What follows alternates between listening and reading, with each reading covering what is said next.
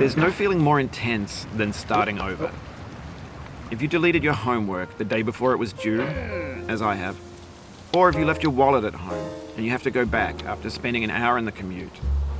If you won some money at the casino and then put all your winnings on red and it came up black. If you got your best shirt dry cleaned before a wedding and then immediately dropped food on it. If you won an argument with a friend and then later discovered that they just returned to their original view. Starting over is harder than starting up. If you're not ready for that, like if you've already had a bad day, then what you're about to go through might be too much. Feel free to go away and come back. I'll be here. Alright, thanks for coming with me on this trip. I'll understand if you have to take a break at any point. Just find a safe place to stop and quit the game. And don't worry, I'll save your progress, always, even your mistakes. This game is a homage to a free game that came out in 2002, titled Sexy Hiking. The author of that game was Jazuo, a mysterious Czech designer who was known at the time as the father of B games. And B games are rough assemblages of found objects. Designers slap them together very quickly and freely, and they're often too rough and unfriendly to gain much of a following.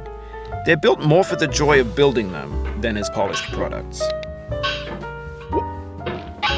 In a certain way, Sexy Hiking is the perfect embodiment of a B game.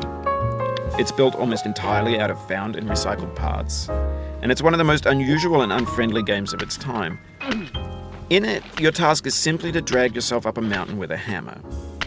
And that act of climbing, in the digital world or in real life, has certain essential properties that give the game its flavor.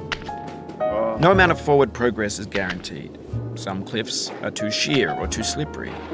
And the player is constantly, unremittingly in danger of falling and losing everything. Anyway, when you start Sexy Hiking, you're standing next to this dead tree that blocks the way to the entire rest of the game. It might take you an hour to get over that tree, and a lot of people never got past it. You prod and you poke at it, exploring the limits of your reach and your strength, trying to find a way up and over. And there's a sense of truth in that lack of compromise.